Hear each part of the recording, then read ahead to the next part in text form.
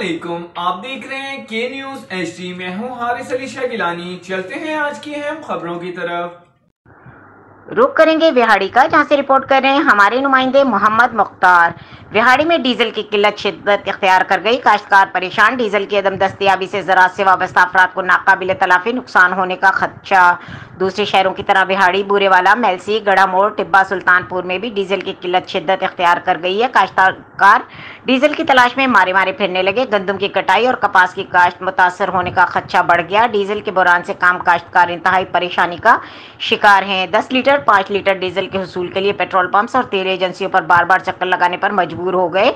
Diesel की अदम दस्तयाबी से ज़राअत से वाबस्ता अफराद को नाकाबिल तलाफी माली नुकसान होने का खदशा है। इससे पहले गंदम की फसल भी खाद की शॉर्टेज से तकरीबन 20 मन फी एकड़ कम हुई और अब अगर डीजल ना मिला तो कपास वगैरह की फसल भी शदीद मुतासर होने का खदशा है। काश्तकारों ने एहतजाज करते हुए अरबाब इख्तियार से फौरी नोटिस लेकर डीजल की किल्लत को खत्म करने का मुतालबा किया है।